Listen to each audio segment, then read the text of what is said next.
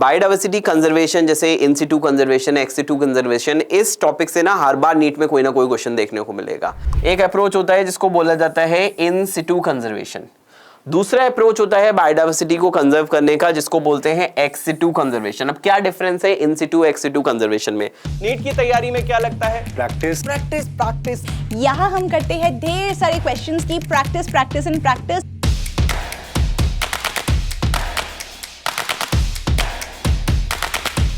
हर साल एक क्वेश्चन आता ही आता है। जितने भी क्वेश्चंस इंपॉर्टेंट हैं आ सकते हैं और अभी तक आए हैं प्रीवियस ईयर में। IITS 2 हुआ था क्लास 12 के बच्चों के लिए, आज हम उसी का पेपर डिस्कस करने वाले हैं। Let's try and let me just give you a simple trick to solve this question. ये सेशन के बाद आप लोग इस वीडियो के डिस्क्रिप्शन में जाइए, वहां पर एक लिंक मिलेगा बच्चों, उस लिंक पर जाइए, आपको और भी बहुत सारे डिफरेंट टाइप्स ऑफ क्वेश्चंस देखने को मिलेंगे, आप प्रैक्टिस कर सकते हो, राइट?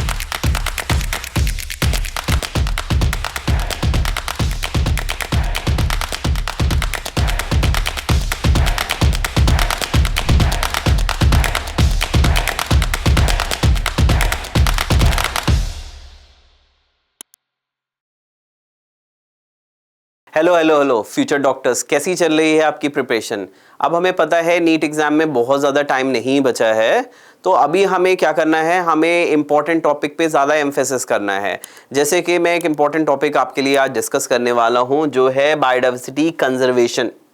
अब बायोडाइवर्सिटी कंजर्वेशन जैसे in situ conservation, ex situ conservation, इस टॉपिक से ना हर बार नीट में कोई ना कोई क्वेश्चन देखने को मिलेगा।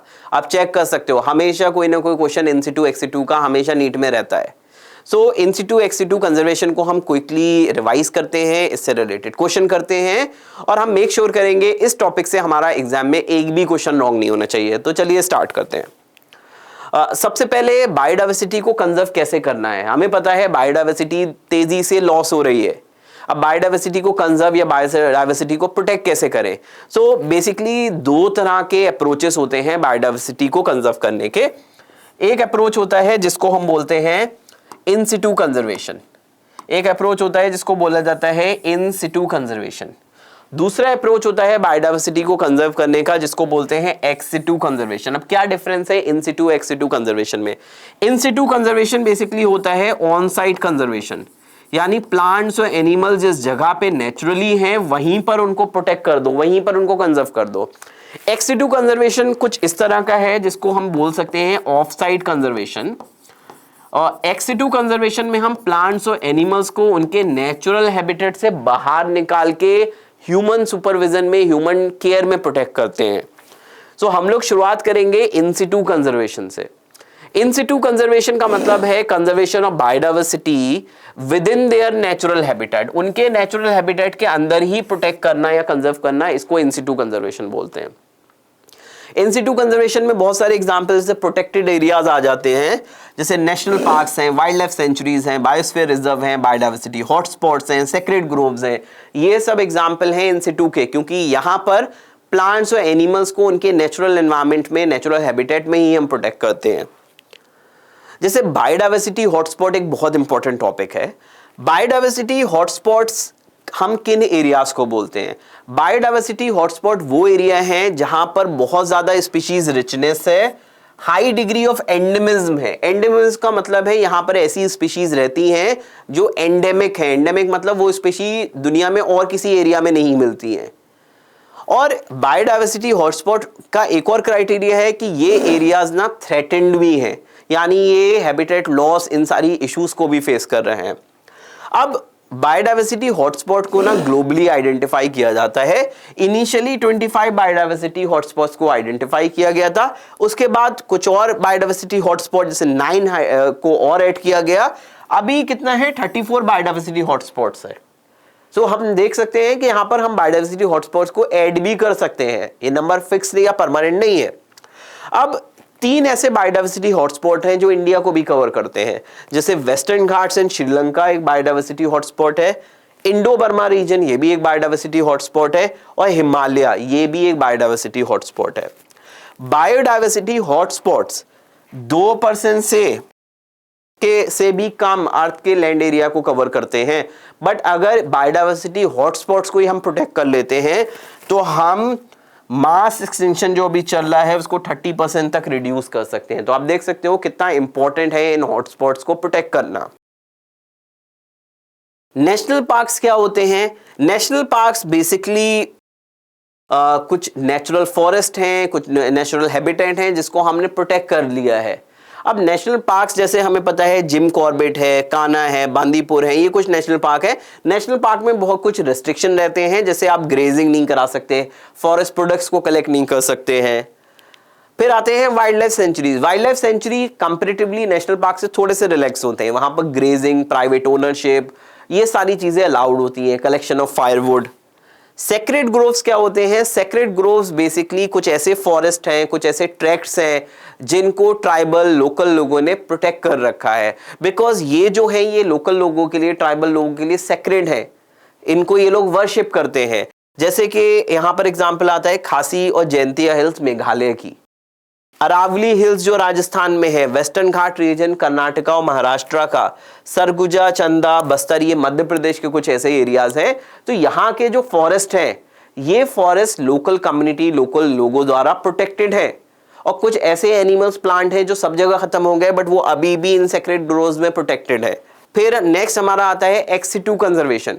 तो जैसे हमने डिस्कस किया था, एक्स सिटू कंजर्वेशन में हम प्लांट्स और एनिमल्स को उनके नेचुरल हैबिटेट के बाहर प्रोटेक्ट करते हैं। इसमें आ जाता है जैसे zoological park, botanical garden, wildlife safari park, cryopreservation, seed and pollen bank, in vitro fertilisation, plant tissue culture. तो ये सारे ऐसे अप्रोचेस हैं जहां पर ह्यूमन बींग्स इन्वॉल्व हैं और वो प्लांट्स और एनिमल्स को कंजर्व कर रहे हैं, प्रोटेक्ट कर रहे हैं। कुछ ऐसे बायोडाइवर्सिटी प्रोटेक्ट करने के लिए, कुछ कंजर्वेशन ऑफ बायोडाइवर्सिटी के कुछ इंटरनेशनल समिट्स हुए हैं। समिट्स मतलब बहुत सारे कंट्रीज ये सब साथ आए, इन्होंने प्लेज किया कि हमें बायोडाइवर्सिटी को प्रोटेक्ट करना है। जैसे एक समिट हुआ था, इसको अर्थ समिट बोलते हैं, 1992 में, ये रियो में हुआ था ब्राजील में। उसके बाद एक और समिट हुआ जोहानिसबर्ग में, जिसको वर्ल्ड समिट बोलते हैं।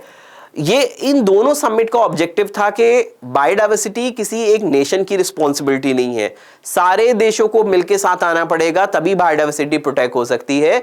तो ये जो वर्ल्ड समिट है ऑन सस्टेनेबल डेवलपमेंट या अर्थ समिट है, इन सारे समिट्स का ऑब्जेक्टिव था कि सारी कंट्रीज मिलकर बायोडाइवर्सिटी को प्रोटेक्ट करें, क्योंकि ये हमारा एक कलेक्टिव हेरिटेज है। अब इसी पे बेस्ड हम कुछ क्वेश्चन करते हैं।